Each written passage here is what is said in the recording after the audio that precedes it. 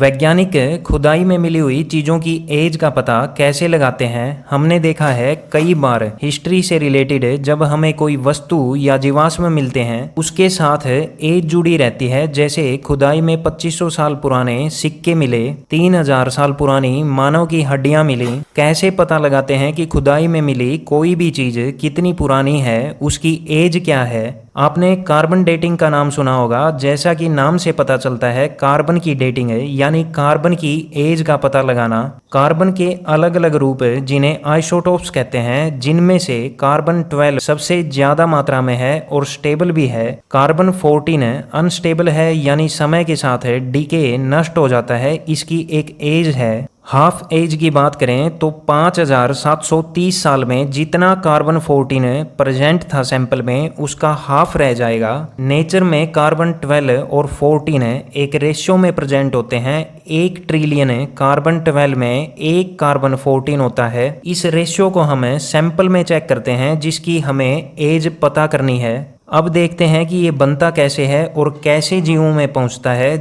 जब सूर्य से आई हुई कॉस्मिक रेज एटमॉस्फेयर से टकराती हैं तो न्यूट्रॉन रिलीज होता है और हमारे एटमॉस्फेयर में नाइट्रोजन 78% है। नाइट्रोजन का आइसोटोप 14N ज्यादा मात्रा में है। इसके अंदर 7 प्रोटॉन्स हैं। जब कॉस्मिक रे से जनरेटेड न्यूट्रॉन इससे टकराता है तो एक प्रोटॉन को बाहर निकाल देता है, जिससे मास नंबर 14 और 6 प्रोटॉन के साथ जो एटम बनता है उसे हम कार्बन 14 कहते हैं। अब एटमॉस्फेयर में 1 ट्रिलियन कार्बन 12 पर 1 कार्बन 14 प्रेजेंट है। कार्बन और ऑक्सीजन से मिलकर कार्बन डाइऑक्साइड बनती है, जिसे ट्री के द्वारा, प्लांट्स के द्वारा एब्जॉर्ब किया जाता है। और कार्बन 12 और कार्बन 14 का सेम रेशियो प्लांट्स में पहुंच जाता है। फलों पत्तों के साथ सेम रेशियो में एनिमल्स में पहुंच जाता है। और जब किसी एनिमल या ट्री की डेथ होती है तो नए कार्बन 14 का इनटेक बंद हो जाता है। उसके अंदर जितना कार्बन 14 प्रेजेंट था, समय के साथ नाइट्रोजन 14 में बदलकर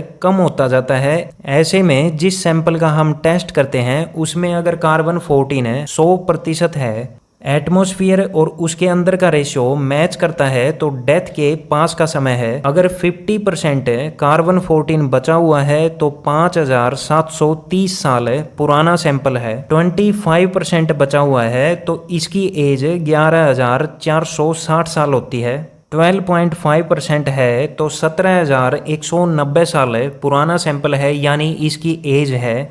ऐसे हम किसी ट्री, प्लांट्स, एनिमल रिमेन्स की एज के बारे में पता करते हैं। For more information please like, share and subscribe the channel.